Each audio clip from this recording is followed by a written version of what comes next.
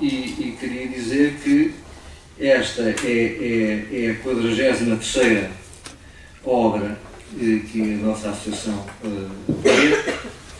já saiu a 44ª, que é esta, que também é sobre também o Fernando Amora, e que foi apresentado no Congresso sobre o Fernando Amora, em Lisboa. E portanto, a 43ª é apresentada depois da 44ª, mas pronto, aconteceu assim. E também queria dizer que estas duas teses sobre Fernando Amora é muito interessante, de facto, finalmente se tenham surgido, porque eu já tenho dito várias vezes e continuo a insistir sobre os autores neorrealistas. De facto, há muito poucas ou nenhumas teses de doutoramento, com exceção do Carlos de Oliveira e mais um ou outro autor. A grande maioria dos autores neorrealistas não têm a tese de doutoramento, mas não são só esses. O Aquilino Ribeiro também, se eu não estou em erro, apenas tem uma tese de doutoramento. O Ferreira de Castro não tem nenhuma, tem uma sobre alguém que escreveu sobre a ecologia na obra de Ferreira de Castro, o que não é o mesmo que fazer uma análise da obra literária. E portanto estes autores todos, neorrealistas e outros, estão de facto condenados a um ostracismo que não se entende, ou talvez se entenda. O Namora, num texto que escreveu, intitulado Carta ao Geral, diz a certa altura que os escritores maioritários, ou os escritores que são lidos por maiorias, também podem ser lidos por minorias. O que é que ele queria dizer com isto? E o que é que provavelmente fará com que muitos universitários achem que estes autores não merecem ser estudados? Porque como são autores de maiorias, isto é, são autores com muito público, muito populares, talvez os confundam com o lixo literário. Também tem muitos leitores, mas nós todos sabemos que não há confusão possível e que estes autores não se confundem com os autores do lixo literário. Mas talvez estes universitários que não leram estas obras, na sua grande maioria, de facto, podem fazer essa confusão. Eu conheço, e vocês também conhecem, um grande homem de teatro que, quando tinha a sala cheia e quando se prolongava o número de espetáculos, ficava desconfiado, porque já está a ser popular a mais. Gostava de que o seu teatro só servisse para um pequeno pessoas, para uma elite. E estas pessoas, de facto, ligadas à universidade, não é aqui o caso da Karina e outras pessoas que aqui têm vindo, acham também que esta coisa da literatura é uma coisa que deve ser restrita, digamos, a um pequeno de pessoas. Se tiverem poucas pessoas nas sessões em que são representados, não tem problema nenhum. Se os congressos respectivos tiverem poucas pessoas, também não tem problema nenhum, que interessa o debate. Interessa debater as coisas e interessa os autores que complicam as coisas e tornam as coisas inacessíveis, digamos, ao grande público. E, portanto, eu suponho que essa é uma das razões porque na universidade estes autores não são tratados. Ou então, noutros casos, em muitas outras situações, há outro tipo, de facto, de razões. E uma das razões,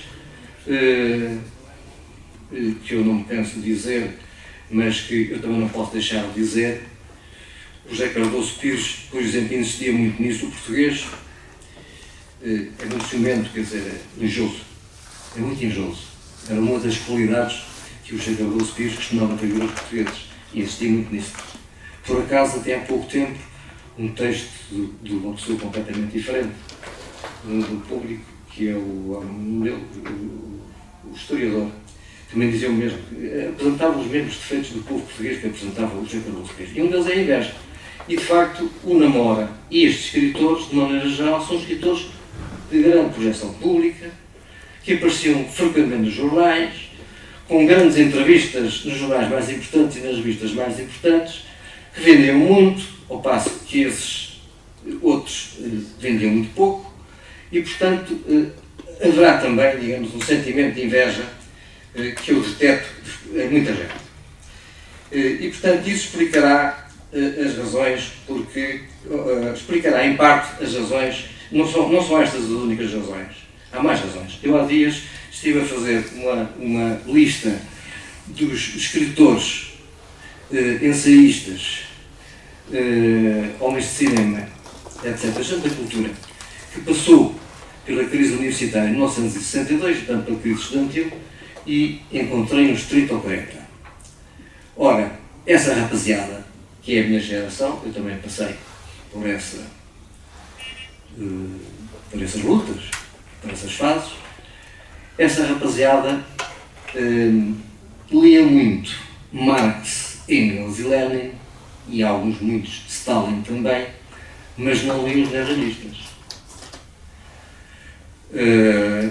Já ouvimos dizer, e agora em novembro vai ser inaugurada aqui uma exposição em Vila Franca sobre as cheias de 67, e toda a gente fala, portanto, e é verdade, quer dizer que os estudantes e as associações de estudantes tiveram uma participação muito grande, e toda a gente fala que para os estudantes que tiveram nessas ações, e foram muitos, foram 1500, é aquilo que se estima, que tiveram nessas ações de apoio às populações, para eles foi uma surpresa o que encontraram. Foi uma surpresa que encontraram, teve uma grande influência neles, há muito a dizer isto, até o próprio Guterres já o disse, não é? Que tinha sido, e ele depois foi continuar a fazer trabalho parecido com os apoios, digamos, a catástrofes, não é? Antes de ter secretário-geral da ONU. Ele próprio disse isso, e muitos outros têm dito isso, quer dizer, que foi fundamental. As gerações mais antigas da universidade passaram por esse tempo, todos dizem que, de facto, que houve uma influência muito grande nessa ação, das pessoas que contactaram com estas zonas onde houve as cheias, mas se eles já tivessem lido os neorrealistas, talvez o choque fosse menor. E o que acontece é que essa geração, tal e uma amiga também nesse tempo, essa geração que a certa altura pensava que ia dirigir a revolução, teve depois uma grande desilusão, não é verdade? Porque de facto não conhecia o povo português. Não conhecia o povo português. E porquê? Em parte, não tinha esses contactos, era gente, de facto, gente da cidade, e portanto não tinha contacto com o interior, com o povo português, portanto, o que, se tivessem lido os neorrealistas, talvez os tivesse ajudado um bocadinho. E portanto, essa mesma gente que eu estou a falar é a que está nas universidades hoje, não é? É a geração mais velha das universidades. E portanto não tem essa perspectiva, mantém essa perspectiva, de facto, de que eu já referi. E portanto também isso é importante. A Maria Alzira Seixas, eu nunca me esqueço disso, e já falei isso várias vezes. A Maria Alzira Seixas esteve aqui há uns tempos aqui em Vila Franca, num colóquio exatamente sobre o lixo literário, e ela dizia que na Faculdade de Letras eles tinham sido educados a menosprezar o neorrealismo. E quando, de facto, toda uma geração de estudantes é educada durante décadas a, de facto, menosprezar o neorrealismo, é natural que depois, quando vão ensinar, quando vão estudar, quer dizer, achem que não vale a pena, que é um assunto que não vale a pena. Com o autor deste outro livro, portanto, o Hermínio Nunes, ele estava a dizer outro dia, quando ele começou a fazer, digamos, esta tese de doutoramento, teve oposições na universidade onde ele estava, e até disseram, bem, isto não interessa por nada, que isso é luta de classes. Ora bem, o Hermínio Nunes, por acaso, na sessão em que apresentou o livro, falou muito da questão em Monsanto havia o problema de Fernando Moura se debateu com o problema dos curandeiros e teve uma luta muito grande contra os curandeiros. Devia ser a luta de classes, não é? O Namora devia ser o proletário e o curandeiro provavelmente devia ser, digamos, o grande capitalista. Portanto, havia ali uma luta de classes entre o Namora, que devia ser mais ou menos, portanto, diferente dos proletários, e o curandeiro, que devia ser um homem, de facto, ligado ao grande capital financeiro. E, portanto, a luta de classes aí devia-se ter tornado uma coisa muito intensa, não é? Quer dizer, é gente que nunca leu, de facto, os neorrealistas dizer que isso é só luz de classes. Claro que a luz de classes está lá, por como é evidente, não é? Não podemos disfarçar isso. Agora, não é só isso. São ditas muito mais coisas, com tanto interesse ou mais êxito. Bom, e portanto, eu não queria agora continuar com mais nada sobre este assunto, mas vale a pena a gente analisar estas questões para sabermos onde é que andamos metidos. Este livro resultou, de facto, uma tese de doutoramento que o e que me foi dado conhecimento dela pela professora que orientou o doutoramento, que eu tinha aqui escrito o nome dela para na altura não me esquecer, mas eu não me lembro. A Maria do Champagne, não é? Eu tenho uma boa memória, mas nem está mal lembrada.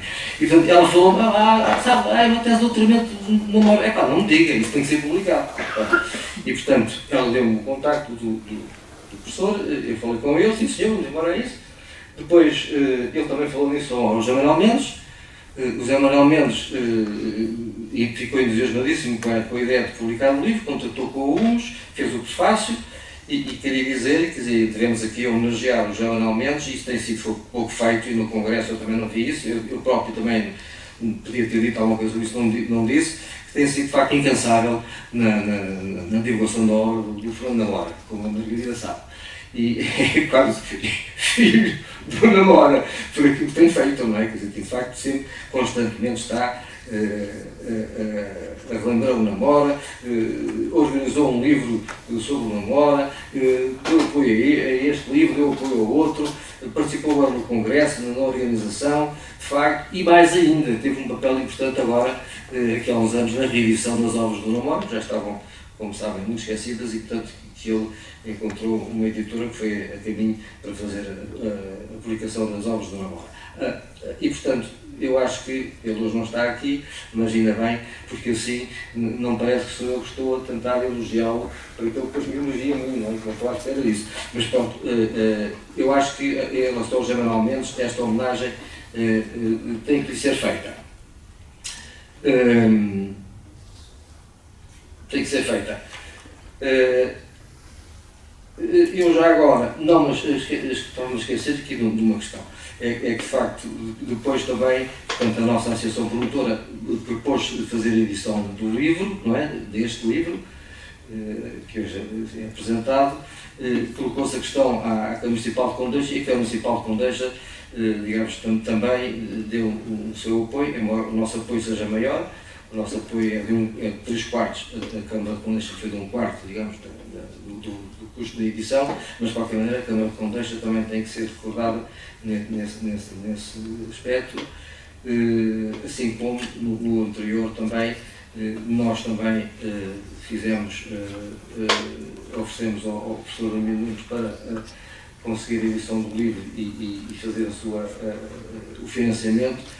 E tomamos a responsabilidade de pagarmos a edição a 100%, porque a Câmara de Condeixa estava com problemas financeiros e nunca mais, digamos, dizia que sim senhor, e portanto nós avançámos para que o livro pudesse estar pronto na altura do Congresso. A Câmara de Condeixa acabou também por avançar e quis pagar metade de facto do financiamento, e portanto a Câmara de Condeixa deve 2 vezes ser aqui, digamos, recordada. Eu tinha mais algumas coisas para dizer, mas já não vou dizer mais, porque senão falo mais do que a nossa apresentadora. E, portanto, passo a palavra para o nosso... Assim ou a ele? Não sei. É? Primeiro apresentador? Então pronto. Boa tarde. Eu gostava, em primeiro lugar, de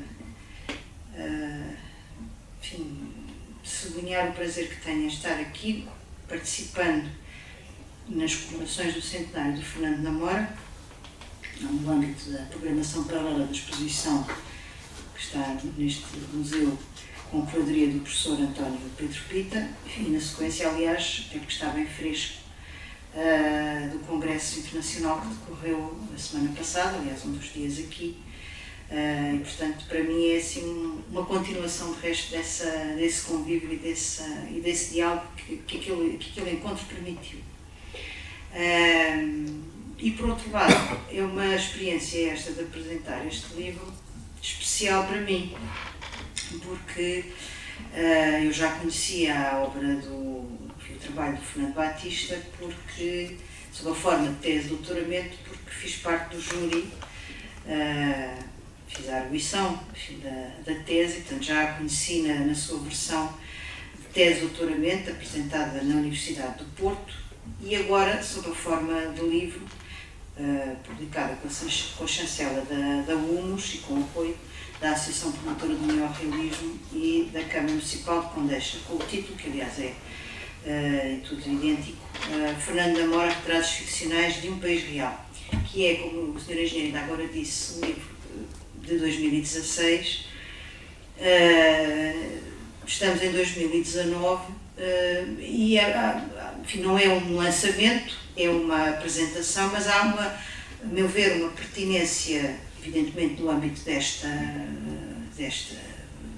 eventos comemorativos do centenário de Fernando da Mora, porque, a meu ver, esta obra é, enfim, agora vou usar aqui um superlativo, e acho que tenho razões para o dizer, a obra crítica mais consistente e relevante acerca de Namora numa perspectiva diacrónica. Embora não trate a obra toda, enfim, seria impossível e não teria enfim, profundidade se assim fosse, porque Fernando Namora tem uma obra muito grande, mas enfim, tem essa característica e, portanto, é essa a ideia que tenho deste ensaio, que é um trabalho muito sólido e denso sobre um escritor maior do século XX e sobre, em última instância, a literatura portuguesa dos meados do século, na verdade do século, considerando no fundo o século XX no seu todo e em particular do neorrealismo. Aliás, o gesto constante de observação da obra de Namora é sempre feito no diálogo com o neorrealismo. Enfim, é muito interessante porque o Fernando Batista convoca a memória do legado crítico dos primeiros críticos do Fernando Namora, daqueles que o fizeram de forma mais profunda e desenvolvida nos anos 60 e 70, enfim, tenho que lembrar o Mário Sacramento, o Alexandre Pinheiro Torres e a Pierrette e Gerard Chalondar, e que são convocados porque, de facto, as pistas que eles lançaram, muito próximo da publicação de vários dos livros de Fernando Namora, são aqui apropriados a uma outra luz, naturalmente, mas convocados na sua valia, enfim, não invalidando a citação de teses mais recentes sobre Fernando da Mora, publicadas no estrangeiro. É preciso contar também com esses, inclusive em relação ao neorrealismo, e, portanto, o campo, tendo razão, enfim, de falar um pouquinho disso agora, enfim, da restrição do campo ou das pessoas que se dedicam ao neorrealismo, é preciso também não esquecer aqueles que no estrangeiro, em universidades estrangeiras, fazem o estudo de autores neorrealistas. E esta obra de Fernando Batista sobre Fernando da Mora é centrada na obra de Fernando Namora, uma resposta àquilo que eu me espanta, embora eu saiba, enfim, saiba as razões disso, e vou falar um bocadinho disso, a espantosa dúvida acerca da qualidade literária do movimento neorrealista. Eu fico espantada ainda, enfim, que isso persista até hoje, de forma hegemónica na universidade, na crítica literária e no que resta de imprensa cultural. E que é, em regra, uma visão muito determinista do século XX, muito apartada, rasurando o neorrealismo literário da qualidade estética e da compreensão, aliás, que é um outro problema, do neorrealismo, que não foi só o movimento literário, embora a literatura, que era o centro do campo cultural naquele contexto, é mais até do que isso, e de resto mesmo a expressão literária foi feita em diálogo com outras expressões artísticas, basta pensar no papel das capas e de quem fez as ilustrações de muitos livros e, portanto, da educação artística que também por essa via os livros dos autores neorrealistas permitiram, de autores, de pintores, nomeadamente ilustradores que com eles trabalharam. E, portanto, depois tendo normalmente uma escapatória, e nela o Fernando Namora aparece, que é, denegrindo o neorrealismo, há depois as exceções daqueles que começaram a ser bons quando se afastaram do neorrealismo, que é um movimento de escola, ramificação de um mandamento internacional, e, portanto, ignorando uma questão que, de resto, que a obra, o estudo de Fernando Batista também responde, ignorando que o neorrealismo tem uma forte consciência em memória literária da literatura portuguesa que a antecede, portuguesa e estrangeira. E, portanto, depois ficam nas exceções o Carlos de Oliveira e o Fernando Namora. Normalmente é essa a visão, quando, enfim, e há uma semana falávamos disso intensamente, mas inevitavelmente eu tenho que falar dela porque é também esse o discurso, como me parece justo, do próprio Fernando Batista, que convoca uma visão constelar evolutiva do neorrealismo e que de resto é uma outra coisa para mim espantosa, que é considerar o Fernando Namora e sobretudo extraí-lo desse contexto, quando o próprio escreveu imenso sobre o neorrealismo e justamente a partir dos anos 50, portanto num período em que o Fernando Namora tem a percepção de um certo ocaso do neorrealismo como movimento, digamos, com projetos e iniciativas conjuntas, cada um deles seguiu o seu caminho, aliás, convivendo em tertúlias enquanto foram vivos, muitos deles, mas evidentemente que há um momento forte em que podemos identificar o neorrealismo, dos anos 30 até aos anos 60, e dessa matéria, isto é, o que o neorrealismo foi, e a importância que teve é insistente e é múltipla bibliografia escrita pelo próprio Fernando Namora sobre esse mesmo assunto em diversos contextos. O Fernando Batista, aliás, já numa fase final de conclusão, diz isso mesmo, e eu passo a ler. Alguns dos equívocos sobre o neorrealismo são motivados pelas escassas perspectivas diacrónicas sobre a sua produção literária, que ultrapassem os rígidos limites cronológicos de índole classificatória estabelecidos por alguma crítica. A vasta galeria de escritores pluriformes, entre os anos 40 e 70, e a diversidade do movimento neorrealista, bem como de correntes que o avizinham e o repercutem, dão testemunho de um amplo e diverso mundo de criação literária. E, portanto, esta obra acaba por ser, a um tempo, uma obra, um ensaio sobre um autor e, ao mesmo tempo, na compreensão do tempo histórico que é o dele e que ele assumiu declaradamente como sua família. Aliás, esse termo é claramente explicitado no discurso de Fernando Namora. Esta obra privilegia algumas zonas da produção de Fernando Namora, não na íntegra, privilegia em primeiro lugar a ficção. Embora, enfim, a primeira parte do ensaio venha a sublinhar um livro de poesia, Terra, e, portanto, situando as primícias do Fernando Namora e do próprio neorrealismo, sendo o Fernando Namora um obreiro desse arranque, inclusivamente de uma coleção, e essa questão, aliás, o professor António Pedro Pita já a sublinhou várias vezes, uma prova desse sentido constelar e de diferença de cada um destes nomes. O Fernando Namora, o Carlos de Oliveira, o Manuel da Fonseca, o Mário Dionísio, o João José Cochofel, etc. O finalista, enfim, de cada um deles tem evidentemente pontos de contacto, mas tiveram obras diferentes, e um dos exemplos disso é o facto do arranque ter sido feito através de coleções, a lógica da coleção, do novo cancioneiro na poesia e dos novos prosadores, é uma evidência no início dos anos 40, desse projeto, dessa diversidade.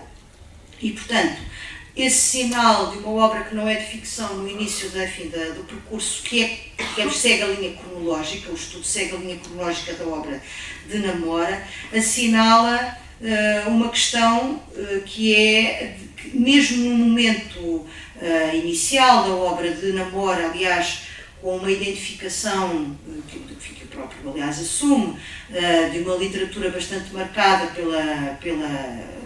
por autores, enfim, bastante relevantes no contexto, ligados à revista Presença, de esse momento inicial da obra de Namora, preparar aquilo que depois veio a ser o realismo, a sua prática realista, que atravessa a obra toda, e as suas preocupações sociais.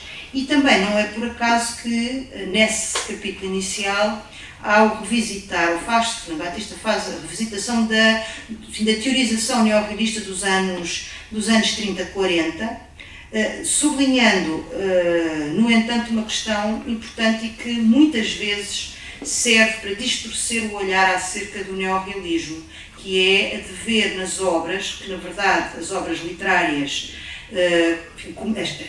as obras mais relevantes começam a ser publicadas, não temos que considerar os Gaibels em 39 e, portanto, depois a sequência ao longo dos anos 40 em diante, como uma espécie de ilustração do que havia sido publicado em jornais e revistas dos anos 30, como o caso do Diabo, Sol Nascente,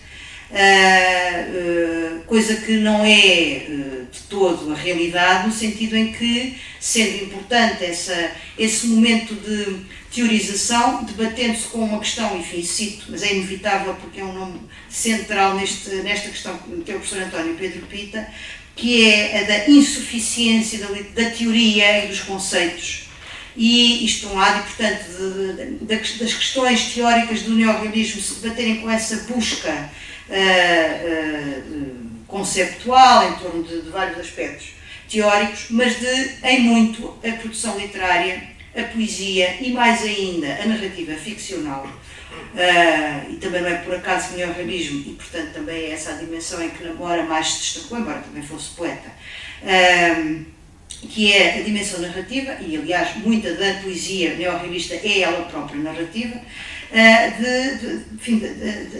de haver uma complexidade e uma riqueza na produção literária que não se cinge, embora evidentemente dialogue com ela, com as formulações teórico-críticas dessa primeira fase do movimento. Aliás, esse debate em torno das questões da arte, do realismo, é uma questão que gera dentro do neorrealismo um debate constante e que atravessa todo o movimento, que terá depois um momento mais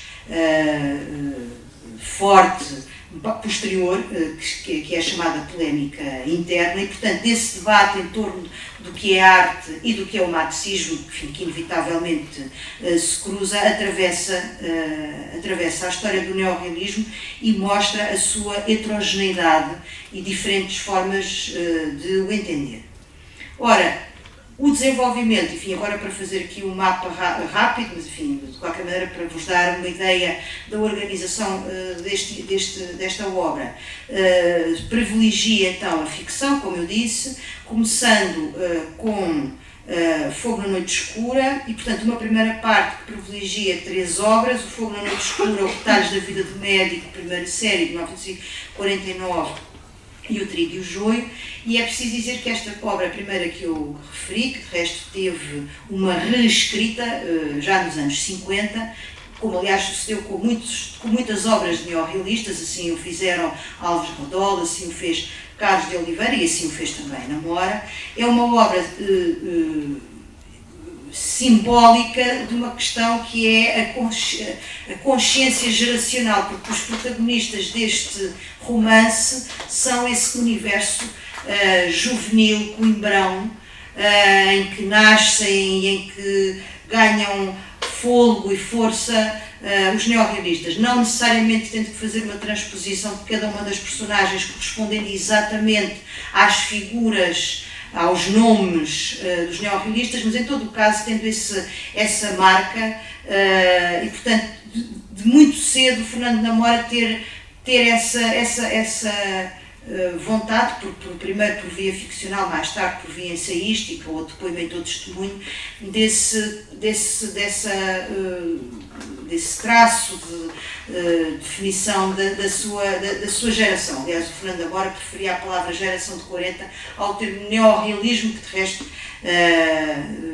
enfim, gerou, entre alguns deles, e muitos deles, era considerado um termo não muito ajustado, mas que acabou por ser fixado. E este domínio destas obras, destas 3 que eu referi, permitindo-te convocar, nomeadamente a questão, inevitavelmente, autobiográfica, e portanto, que a obra de Namora tem ao longo de todo o seu percurso. Uma terceira parte incide sobre O Homem Disfarçado e Retalhos da Vida do Médico, segunda série, portanto, situando-nos já nos anos 50, 60, e uma fase já de mutação, e finalmente uma quarta parte, não ignorando que essa fase, já anos 60, 70, introduz alterações interessantes e importantes na obra do Namora, e nomeadamente géneros híbridos,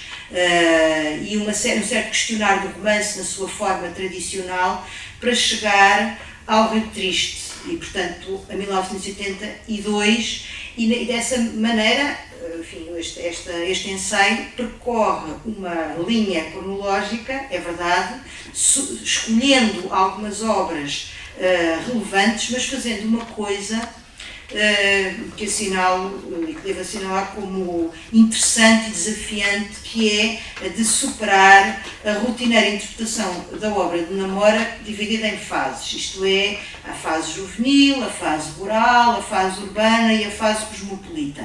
E, portanto, se é evidente que há dominantes e que de resto são marcadas pela experiência pessoal do próprio Namora, o facto de ter sido médico em zonas rurais e depois a certa altura se ter mudado para Lisboa e depois, a partir de certa altura, fazer bastantes viagens e, portanto, se confrontar com uma realidade de muitos países nesse período, anos 50, 60 e 70, é muito mais interessante, e apesar das diferenças que as várias obras introduzem, de poder ver linhas constantes, enfim, eu já falei de algumas, o caso, por exemplo, do traço autobiográfico, ou até mesmo de fazer o que acontece, por exemplo, com o Rio Triste, e há um ensaio já disso, de resto, Fernando Batista, já depois deste trabalho, já elaborou, e ainda a semana passada o fez, de poder fazer uma espécie de leitura às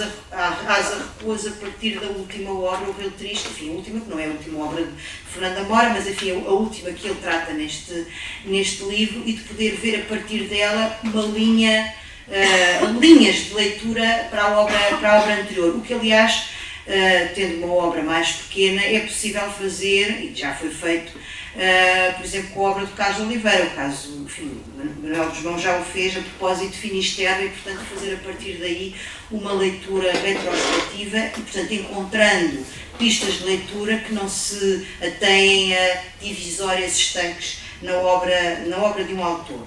E outro aspecto interessante, por exemplo, em relação a Retalhos da Vida do Médico, inequivocamente até pela projeção que teve a obra propriamente dita, e depois inclusivamente as suas adaptações ao cinema e à televisão, é nitidamente a obra mais conhecida de Fernando Namora, e aquela que, podemos dizer, assegura a sua projeção, consagração e até canonização enquanto autor.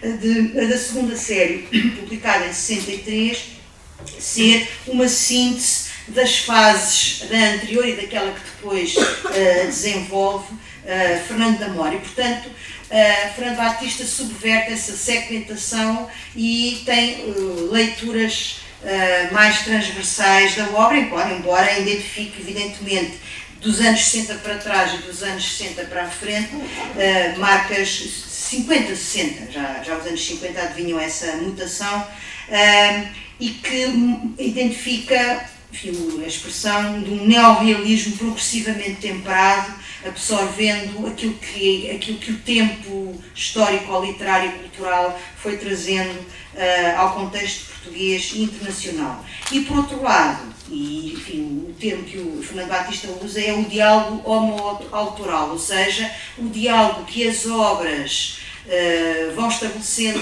que as obras de Fernando Namora vão estabelecendo entre si, e intencionalmente ele vai estabelecendo esse mesmo diálogo entre obras. E, por outro lado, o diálogo com a tradição literária, enfim, com um propósito e com uma intenção claramente renovadora. É o que acontece, por exemplo, em O Trigo e o Joio, o diálogo com uma tradição antiga e consagrada da literatura picaresca, e que de modo algum é feito no sentido de transpor para o século XX uma cópia daquilo que é uma tradição espanhola do século XVII, mas a de uma apropriação e até de uma superação dessa linhagem literária ibérica.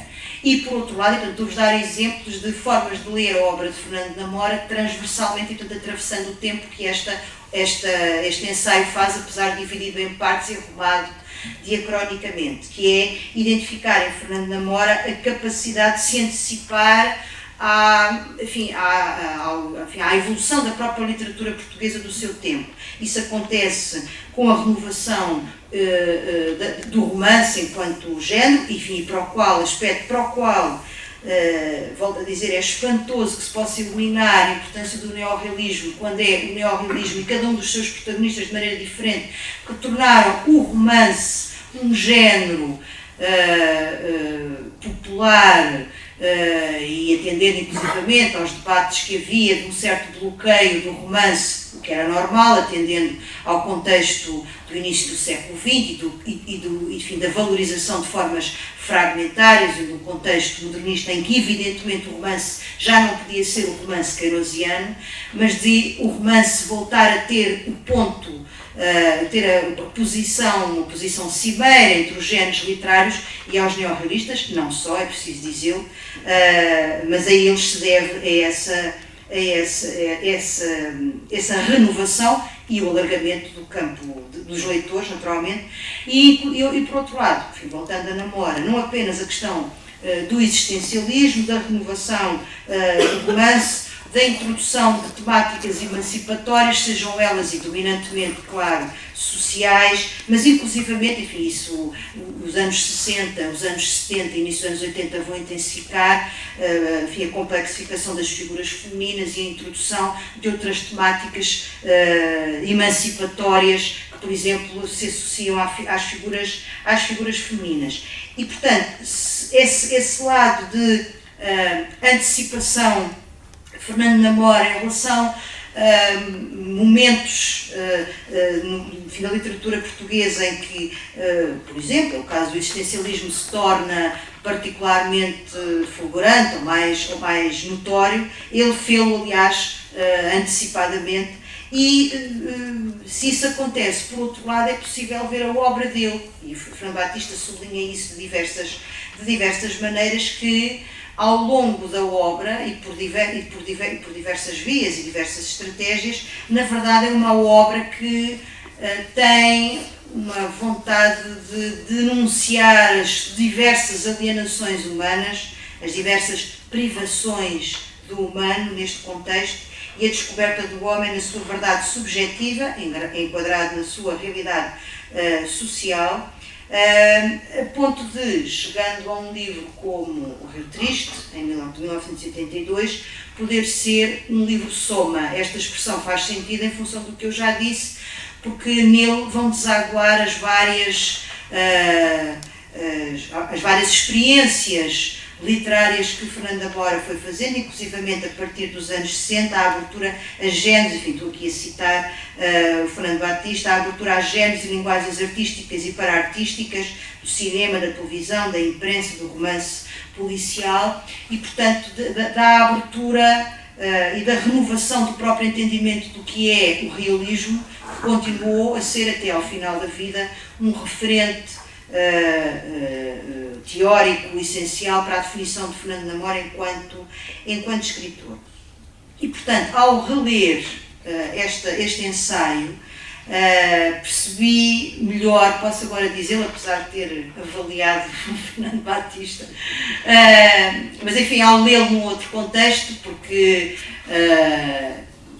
todos nós lemos outras coisas e pensamos outras coisas e soubemos e aprendemos novas coisas a propósito do neorrealismo, porque apesar do quadro que o engenheiro ainda agora traçou e que eu própria também referi, a verdade é que esta casa, nomeadamente, muito tem contribuído para que, pedrinha a pedrinha, lugares comuns, preconceitos instalados, sejam postos em causa e se, dizia eu ainda agora, não é essa a leitura hegemónica já se tem que confrontar com esta outra. Portanto, esta que os especialistas que ao longo dos anos, entre eles o Fernando Batista, têm vindo a dedicar a autores do neorrealismo e, enfim, a obra que o Museu do Neorrealismo tem tido com as suas exposições e a sua programação riquíssima. E, portanto, o ensaio sobre Fernando Namora, de Fernando Batista.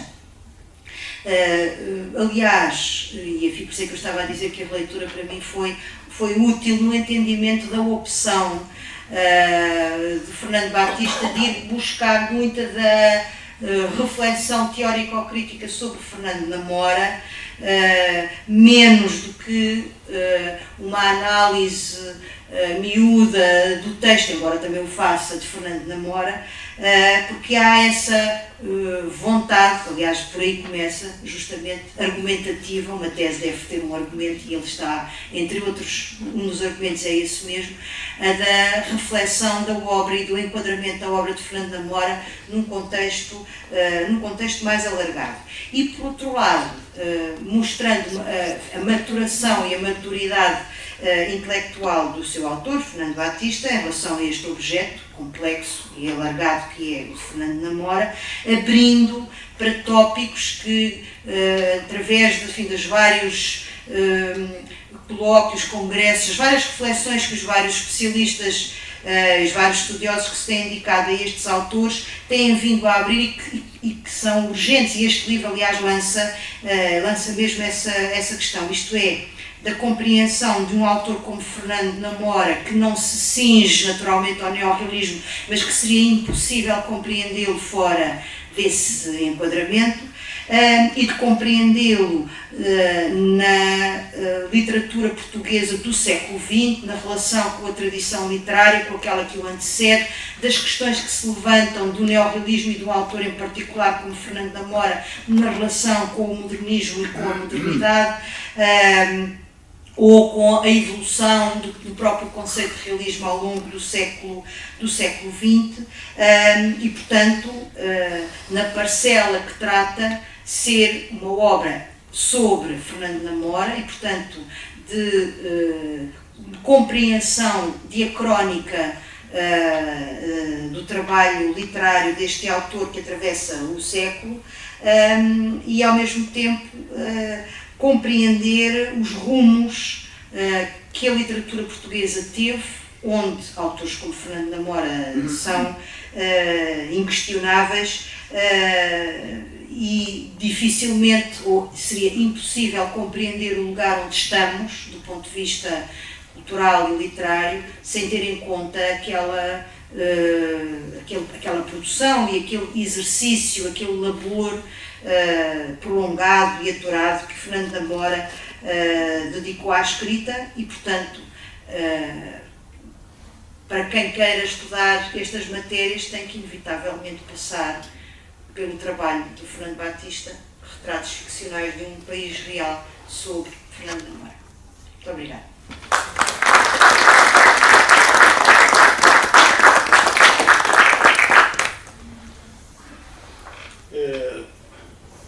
Penso que é a minha vez agora de dizer qualquer coisa. Antes de mais, obrigado à professora Karina pelas palavras. São sempre. Já o tinham sido, como referiu, na altura em que a tese foi defendida, e continuam a ser de grande enriquecimento para mim e para ajudar a questionar determinadas coisas que o livro contém. Agradeço também à autarquia, à Associação Variadora, ao museu e à Associação Promotora.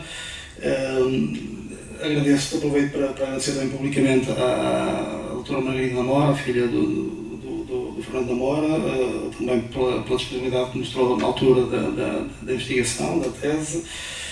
Ao engenheiro Mota Redol, particularmente pelo convite e pelo apoio que deu também, como eu próprio referiu, à publicação deste livro. Ao professor José Manuel Mendes pelo prefácio que fez. Antes de mais, esta é uma boa razão para comprarem o livro, porque o prefácio por si já justifica com o resto não sei, mas o prefácio penso que sim. E já agora não está presente, mas também a professora Lourdes Sampaio, que orientou e que contribuiu muito para que a tese conseguisse ser levada a bom porto, com a disponibilidade, com as reflexões que potenciou e com todas as ideias que nós conseguimos partilhar durante o trabalho de investigação e de redação da tese. Dito isto, como se falou aqui em diálogos, e o trabalho de facto é um trabalho de muito, digamos assim, dialógico, podemos dizer, em diálogos múltiplos que o Fernando Namora foi fazendo, eu vou também fazer o mesmo e vou dialogando com o engenheiro Redol, com a professora Karina Infante do Carmo e depois comigo próprio e com o livro. Primeiro, a dizer que concordo completamente com o que o engenheiro Mota Redol disse sobre a academia, sobre a universidade, que às vezes ficamos com a ideia que dialoga muito para dentro e que tem noções que a universidade valida e legitima, mas que quase mais ninguém fora dela lhe reconhece. E não digo muito mais, mas acho que me faço de alguma forma também entender relativamente a algumas ideias pré-concebidas relativamente a alguns autores. Falou o engenheiro Redol na questão da inveja. Eu a inveja sentia mais entre pares do que propriamente no meio crítico ou académico. No entanto, acho que determinadas posições do meio académico eram veiculadas por opiniões que a crítica literária considerava justificadíssimas. Nomeadamente, e este penso que é um aspecto muito importante, a questão da literatura e da ética. Parece que durante algum tempo se pensou que literatura e ética não podiam estar sequer a 2 ou 3 passos de distância, que estão muito, muito desfasadas. E, portanto, todos aqueles autores que de alguma forma aproximassem ou que transportassem uma certa ética para a literatura eram vistos com os olhos que poderiam parecer demasiadamente comprometidos com determinadas ideias, e isso poderia de alguma forma ostracizá-los num determinado meio específico. De alguma forma, esta sorte, entre aspas, é daqueles que se foram afastando ou que alguém os quis afastar, contrariamente a outros determinados movimentos.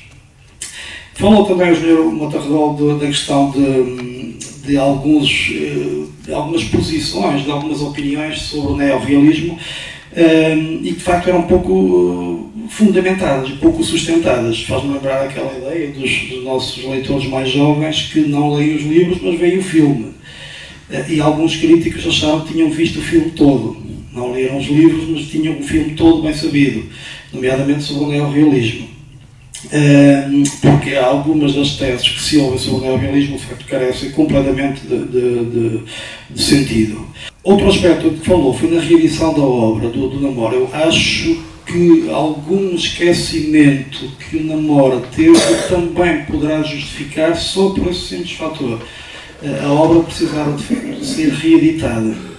Com esta reedição agora pelo caminho da obra integral, penso que poderá de alguma forma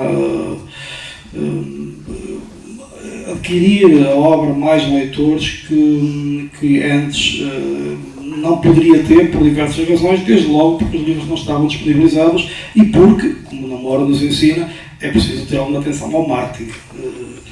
Nos diz num dos seus poemas, o que se calhar não estava a ser devidamente feito. Depois, um aspecto já mais concreto sobre o livro. A professora Karina Infante do Carmo falou na questão diacrónica, na questão dos diálogos múltiplos que este livro evidencia relativamente à obra de Namora.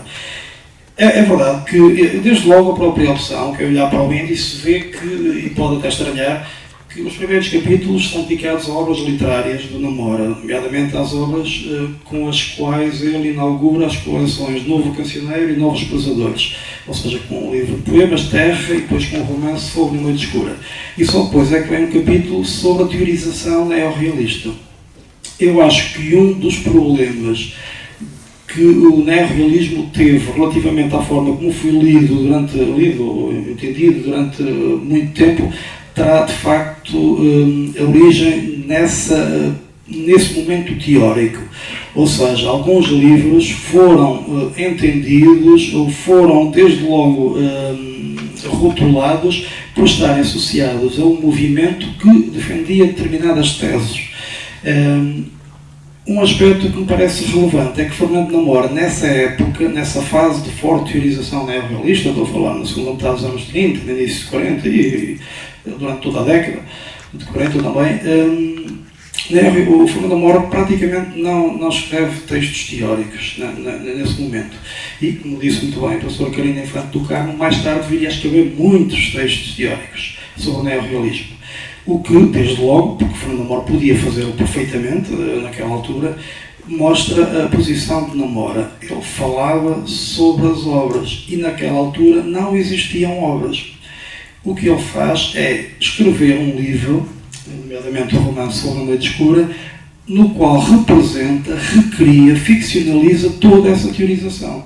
Nós no livro Fogo na Noite Escura conseguimos de facto ter uma ideia bem, enfim, é claro, uma obra literária, mas uma ideia bastante interessante do que foi aquele momento de teorização neorrealista, do que foi aquele ambiente da universidade, do que era aquela contestação e aquela nova adesão de uma juventude a uma nova percepção, uma nova concepção de literatura, afastando-se do que tinham sido as épocas anteriores, nomeadamente do modernismo literário. Esse aspecto, de facto, parece bastante interessante. Porque, e eu quis fazer isso no livro para que, mais uma vez, não se voltasse novamente a, quando vamos falar de neorrealismo, ou quando vamos falar de um escritor que de alguma forma aderiu ao neorrealismo, vamos começar primeiro por apresentar as teses do movimento. E só depois, então, vamos ver o que é que o autor escreveu. Não parece que faça assim, se calhar, muito sentido, mas também não faz sentido apagar isso. E, portanto, esse aspecto era importante, como foram todos aqueles que, digamos assim, com que o autor, enquanto escrevia as suas obras, ia dialogando com todo o pensamento de época, com toda a cultura, com os aspectos sociais, filosóficos, enfim, com os quais o autor, de alguma forma, ia dialogando, e também literários, naturalmente. Estes diálogos foram, sobretudo, diálogos realmente sincrónicos, mas ao nível literário foram também muitos, digamos, com uma vertente diacrónica, uma vertente de tradição literária relevantes. A professora Carina Infante do Carmo falou aqui, por exemplo, na questão da picaresca, e relativamente a esse livro, o Trigo da Noite Escura, por exemplo, mas podia falar também da Noite e Madrugada, até mesmo em Casa da Malta. Nesse livro, a picaresca não é só atualizada no tempo, é atualizada de facto no tempo, com determinadas ideias de época, mas também é situada num espaço concreto. E naquele espaço concreto não havia grande razão, não fazia muito sentido colocar lá um pícaro como as obras espanholas do século de ouro tinham feito. Pícaro era o povo, era toda aquela gente. Todos eles eram, no fundo, pícaros. E, portanto, ao se olhar para aquele ambiente de uma determinada forma, fazia sentido dialogar com essa tradição literária, mas tinha que ser perspectivado de uma forma diferente. Portanto, dialogar sim, incorporar, trazer para um outro tempo e pensar que, de alguma forma, aquilo pode ser completamente, podia dizer, copiado, de todo. Namora nunca faz isso em nenhum dos seus livros, em nenhum dos momentos da escrita. Um outro aspecto que eu, se calhar, devia ter começado por aqui, que me parece interessante, até porque como o livro resulta de uma investigação feita no âmbito académico, de doutoramento, de alguma forma podia dizer por que razão fazer o doutoramento sobre a obra do Fernando da Mora. O Fernando da Mora, ainda antes de eu começar de uma forma mais concreta, mais objetiva, a fazer a tese, o doutoramento, me parecia na altura um escritor que era realmente interessante. Tanto a sua obra, como a forma como era perspectivada. E eu coloquei aqui algumas notas daquilo que eu me recordo na altura, como é que eu achava, como é que eu olhava para o Fernando da Mora. Via o Fernando da Mora como um intelectual, podia dizer assim, uma espécie de intelectual completo. Era um homem da ciência e um homem da arte, dentro da arte, da pintura e da literatura, dentro da literatura, do ensaio e da ficção, dentro da ficção, da poesia, ao romance e à novela, e por aí fora. Foi um homem que conheceu Portugal, não diria Portugal de Les Olés, mas conheceu muito bem Portugal, o interior e a cidade, viveu no campo, viveu na cidade. Foi um homem que conheceu, para além de Portugal, o mundo, viajou a partir de uma determinada altura, que deixou de exercer medicina, viajou pelo mundo, conheceu uma série de países, publicou obra no mundo inteiro, durante muito tempo, percebeu que terá sido dos escritores mais publicadas em todo o mundo e mais traduzido em diversas línguas. Talvez juntas com o Ferreira de Castro, não haveria muitos como ele. Viu o cinema interessar-se pelos seus livros, em Portugal e no estrangeiro também. Viu a censura e outras, diria pelo menos, invejá-lo de alguma forma, a forma como foi olhado também pelo lado por alguns dos seus pares, dos seus coetâneos. E, portanto, tudo isto me parecia que o Fernando da Mora, de facto, merecia trabalhos académicos, trabalhos que eu não conseguia encontrar e que não permitiam também conhecer a obra numa grande profundidade em toda a sua dimensão. Daí, depois, também o interesse por estudar o Fernando da Mora realmente a fundo. Um outro aspecto interessante que me levou a estudar o da Mora e que na altura, enfim, tinha muitas dúvidas sobre isso, mas depois fui de facto eliminando, é que o Fernando da Mora podia ser visto como uma espécie quase de metonímia alucinada, enfim, é a mesma coisa, uma metonímia do século. Porque nos 50 anos em que ele escreve, nós temos o século todo. Um homem, nós temos o século todo, porque ao dialogar com todos os tempos, com os momentos em que escrevendo as obras, dialogou com o neorrealismo, naturalmente. Nessa altura, ainda antes, até por oposição com o modernismo, como vai recordar que Fernando da Mora começou a escrever e publicar os primeiros textos na revista Presença, ainda. Dialogou mais tarde com o existencialismo, com o novo romance. Os últimos livros têm claramente determinadas marcas já de uma época que podemos considerar pós-modernista, nomeadamente o último romance, o Rio Triste, e, portanto, tudo aquilo que foi a evolução portuguesa, de alguma forma, através de Namora, nós conseguimos ir percebendo um pouco dessa evolução. E desse ponto de vista, Namora é absolutamente riquíssimo. Primeiro, porque foi avançando na sua escrita, foi dialogando com tudo isso e foi avançando, uma escrita que não é de facto igual do início dos primeiros livros para os últimos. Ele próprio disse, a frase é dele: tenho escrito o que vou experimentando. A obra é de facto muito autêntica. Através dos livros do Fernando da Mora podíamos só por si traçar uma boa, enfim, ainda que naturalmente bastante impressionista, mas uma boa biografia do autor. A opinião do autor sobre... É engraçado porque ele escreve esta frase num livro, serve de epígrafe, um dos seus livros: a literatura marcha com os destinos do mundo. E ele, ao reconhecer isto, reconhecia de facto que a literatura não poderia afastar-se da realidade. E ao dizer que não se afasta da realidade, é de toda a realidade. Política, social, cultural, literária, a todos os níveis. A realidade, de alguma forma, tem que estar próxima da obra. Namora fez isto de uma forma brilhante, genial, mas mantendo sempre uma coerência bastante grande, dialogando de facto com todas essas evoluções que iam acontecendo.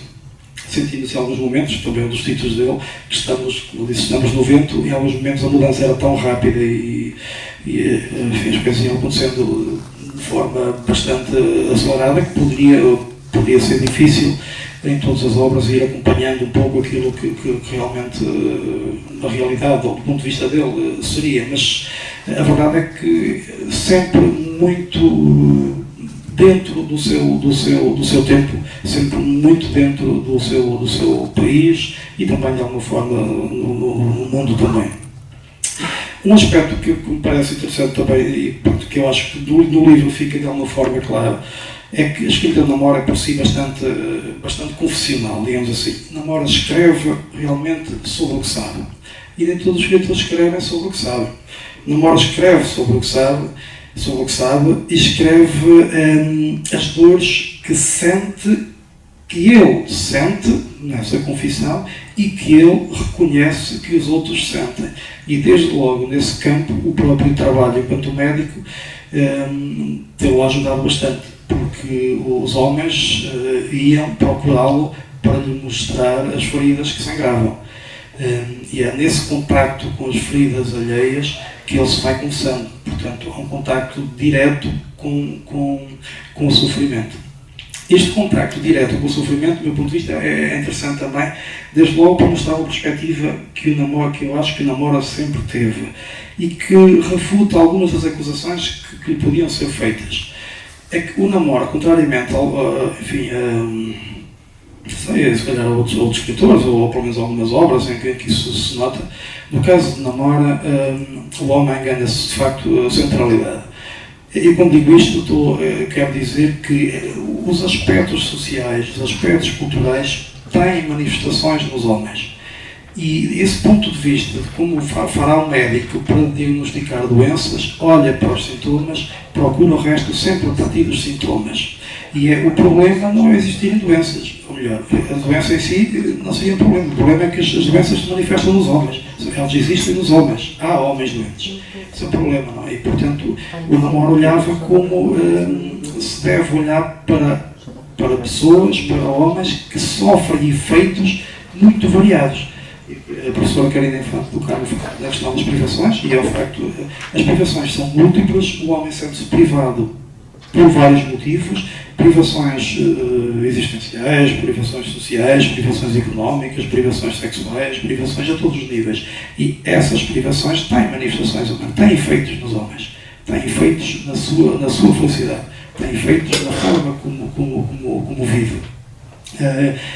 É verdade que estas privações, ao longo da obra de Namora, vão tendo, digamos, uma perspectiva, um foco, uma focalização diferente. Se em determinado momento, em determinado meio, porque falava do que conhecia, no meio rural, as privações eram de determinado índole diferente, depois, na cidade, seria um pouco diferente já, e portanto as privações poderiam ser outras. Pelo meio, pelo tempo também, mas continuava a falar dessa dificuldade do homem na sua realização. Um outro aspecto importante é que o homem social tende a mascarar-se. E uma das temáticas que eu considero centrais na obra de Namora, de facto, é o disfarce, a inautenticidade, a máscara que o homem socialmente tem e que dificilmente tem muita dificuldade em retirar. Bem, dito isto, eu já expliquei, porque o meu objetivo é sobretudo explicar a minha perspectiva relativamente ao livro, ou seja, porque é que eu olhei de uma determinada forma para a obra de Namora para que o livro fosse este. Pronto, é um livro que abrange de facto toda a obra de Namora, partindo obviamente de determinadas obras centrais, paradigmáticas, de algumas temáticas, de alguns géneros, de algumas fases, de épocas, e depois a partir delas ia estabelecendo ramificações com o resto tudo. Penso que é uma obra que permite de alguma forma conhecer a obra de Namora de uma forma geral e perceber como é que ela foi evoluindo e mostrar no fundo o que Namora foi e a quem nós devemos muito, de facto, porque foi para mim dos maiores intelectuais, dos maiores escritores do século XX.